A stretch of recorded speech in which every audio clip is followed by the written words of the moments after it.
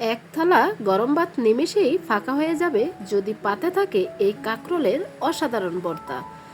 আজ ট্রেডিশনাল বাটাবাটির স্বাদে অসাধারণ এই কাঁকরোল ভর্তা তৈরি করে দেখাবো। আর সবচেয়ে দারুণ ব্যাপার হলো এই ভর্তার স্বাদ শতগুণ বাড়িয়ে দিতে একদম শেষে দুইটি বিশেষ জিনিস অ্যাড করেছি, যা এর স্বাদ নিয়ে যাবে অন্য এক লেভেলে। তাই লোভনীয় এই রেসিপিটি মিস না করে শেষ পর্যন্ত দেখতে থাকুন। হ্যালো এভরিওয়ান, আসসালামু আলাইকুম, welcome back to my channel. আপনারা সবাই কেমন আছেন? আশা করি যে যেখানে আছেন সবাই অনেক অনেক ভালো আছেন এবং সুস্থ আছেন। কাছে অথবা দূরে, দেশ অথবা দেশের বাহিরে যে যেখান থেকে আমার ভিডিওটি দেখছেন সবাইকে অসংখ্য ধন্যবাদ। সবার জন্য অনেক অনেক দোয়া এবং শুভকামনা রইল। বন্ধুরা, আমার চ্যানেলে নতুন হলে চ্যানেলটি সাবস্ক্রাইব করে বেল অন করে রাখতে পারেন নিত্য নতুন সাধারণ জিনিস দিয়ে অসাধারণ রেসিপি পাওয়ার জন্য। আর ভিডিওটি বেশি ভালো লাগলে একটি শেয়ার করে সবাইকে দেখার সুযোগ করে দিবেন। আপনাদের একটি শেয়ারে অনেক অনেক আপু ভাইয়াদের উপকারে আসতে পারে। তাই চলুন দেখে নেওয়া যাক বিশেষ দুইটি উপকরণ দিয়ে সেই মজাদার কাঁকরোল ভর্তা। এখানে আমি 4টি কাঁকরোল নিয়েছি। কাঁকরোলগুলো উপরের আবরণটা ফেলে দিচ্ছি, তারপর আমি 4 ফালি করে কেটে নিচ্ছি।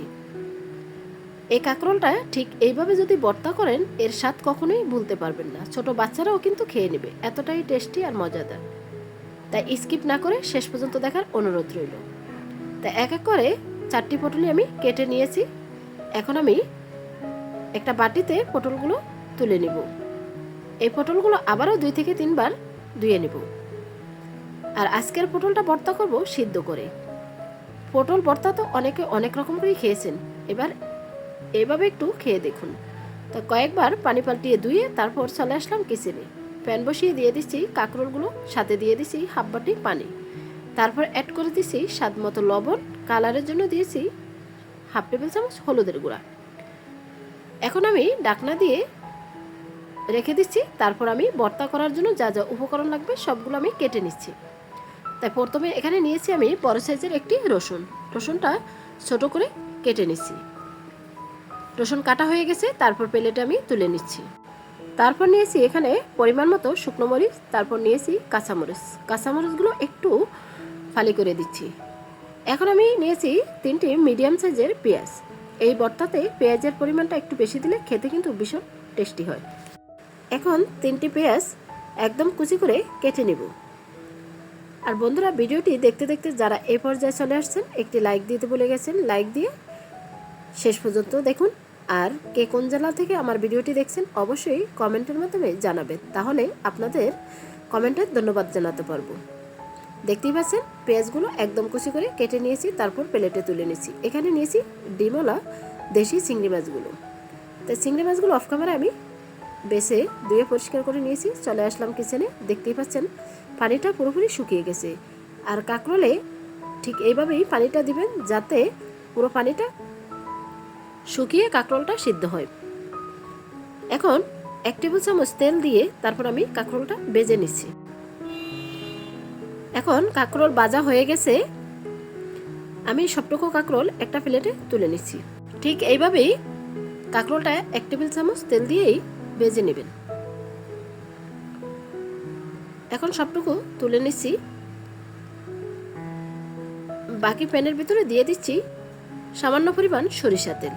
তেলের ভিতরে এখন কাঁচামরিচ এবং শুকনো মরিচ দিয়ে দিচ্ছি। চুলা লো হিটে দিয়ে মরিচগুলো ভেজে নেব যাতে শুকনো মরিচগুলো একদম মুসমুসে হয়ে যায়। মরিচগুলো ভাজা হয়ে গেছে, এখন আমি প্লেটে তুলে নিচ্ছি। তারপর এই তেলের ভিতরে আমি চিংড়ি মাছগুলো ভেজে নেব একদম মুসমুসে করে। তাহলে চুলা লো হিটে দিয়েই ভেজে নিতে হবে। এখন নেড়ে ছেড়ে নিচ্ছি। তারপর কালারের জন্য দিয়ে দিচ্ছি সামান্য পরিমাণ হলুদের গুঁড়া, আর দিয়েছি স্বাদ মতো লবণ হলুদ দিয়ে চিংড়ি মাছটা একদম মুসমুসে করে ভেজে নিচ্ছি। আর এই দেশি চিংড়ি মাছ দিয়ে যে কোনো ভর্তা করলে খেতে কিন্তু ভীষণ টেস্টি হয়। চিংড়ি মাছগুলো ভাজা হয়ে গেছে, প্লেটে তুলে নিচ্ছি।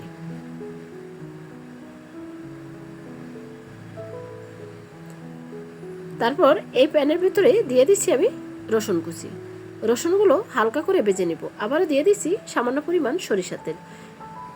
এই ভর্তাতে যা যা উপকরণ আছে সবগুলো ভেজে নেবেন সরিষা তেলে, তাহলে এই ভর্তাটা খেতে ভীষণ টেস্টি হবে। আর এই ভর্তার স্বাদ বাড়ানোর জন্য শেষে 2টি জিনিস অবশ্যই অ্যাড করবেন। তো রসুনগুলো হালকা করে ভাজা হয়ে গেছে, এখন আমি প্লেটে তুলে নিচ্ছি।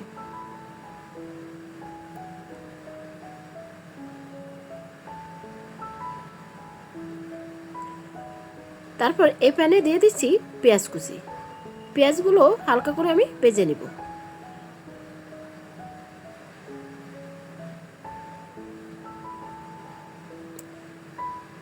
আর পেঁয়াজগুলো ভাজার সময় আর তেল দেওয়ার কোনো প্রয়োজন নেই।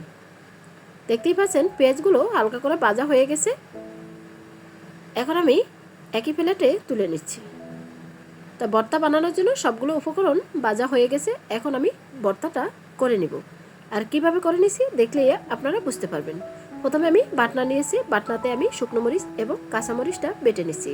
প্রথমে যেহেতু কাঁকরোল সিদ্ধ করার সময় লবণ দিয়েছি এবং চিংড়ি মাছ ভাজার সময় লবণ দিয়েছি, তার জন্য এখানে লবণটা স্কিপ করেছি, কারণ লবণ দিয়ে মরিচ বাটলে খুব দ্রুত কিন্তু বাটা হয়। এখন একটু সময় ধরে আমি মরিচগুলো একদম মিহি করে বেটে নিছি। বাটা হয়ে গেছে, তারপরে অ্যাড করে দিছি রসুনগুলো একদম মিহি করে বেটে নিব।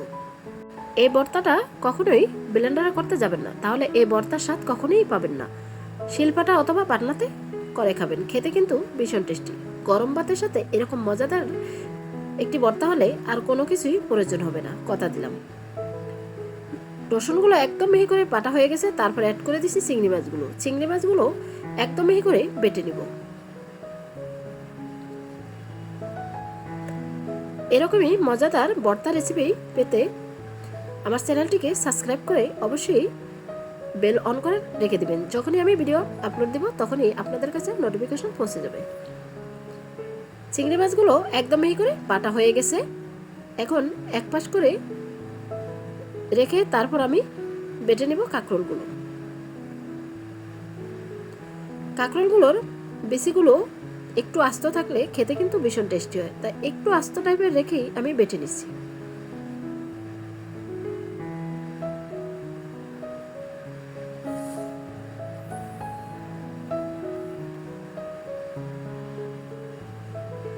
দেখতেই পাচ্ছেন কাঁকরোলের বিচিগুলো কিন্তু একটু আস্ত টাইপের রেখেই আমি বেটে নিচ্ছি। এখন আমি হাত দিয়ে ভালো করে মিক্স করে নেব সবগুলো উপকরণ।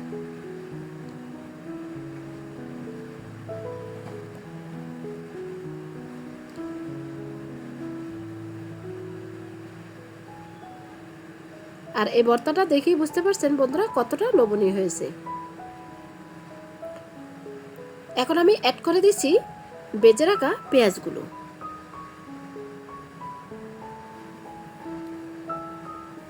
পেঁয়াজ দিয়ে আবারও হাত দিয়ে মিক্স করে নিচ্ছি। ভর্তাটা পুরোপুরি রেডি হয়ে গেছে। এখন এই ভর্তার স্বাদ বহুগুণে বাড়ানোর জন্য আমি দিয়েছি ধনিয়া পাতা। এখানে দেশি ধনিয়া পাতাটা নিয়েছি, এটা একদম কুচি করে কেটে দিচ্ছি। আপনারা যদি বিলাতি ধনিয়া পাতাটা নেন তাহলে কাঁকরোলের সাথে একটু হালকা করে ভেজে নেবেন, তাহলে ভর্তার স্বাদ কিন্তু অনেকটাই বেড়ে যাবে। আর এই ধনিয়া পাতাটা কাঁচা দিলে ফ্লেভারটা খুব সুন্দর হয়। তারপর অ্যাড করে দিচ্ছি জাজালো সরিষা তেল পরিমাণ মতো। এখন তেল এবং ধনিয়া পাতা দিয়ে হাত দিয়ে খুব সুন্দর করে মিক্স করে নিচ্ছি।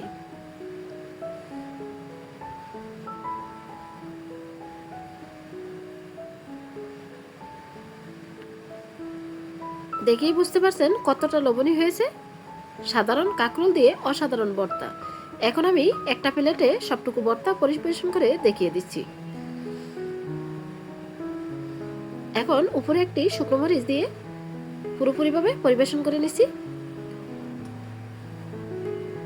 আশা করি আজকের ভর্তার রেসিপিটি আপনাদের কাছে অনেক অনেক ভালো লেগেছে, তাই ভিডিওটি লাইক দিয়ে শেষ পর্যন্ত দেখার জন্য সবাইকে অসংখ্য ধন্যবাদ। সবার জন্য মন থেকে দোয়া এবং শুভকামনা রইল। আর চ্যানেলটি সাবস্ক্রাইব করার জন্য ধন্যবাদ। আজকের মতো এখানেই বিদায় নিচ্ছি, আবারও দেখা হবে নেক্সট কোনো রেসিপির সাথে। ততক্ষণে আপনারা সবাই অনেক অনেক ভালো থাকবেন, সুস্থ থাকবেন, নিজের খেয়াল রাখবেন, পরিবারের খেয়াল রাখবেন, সবাই সবার জন্য দোয়া করবেন। আসসালামু আলাইকুম রহমতুল্লাহি ওয়া বারাকাতুহু। আল্লাহ হাফেজ।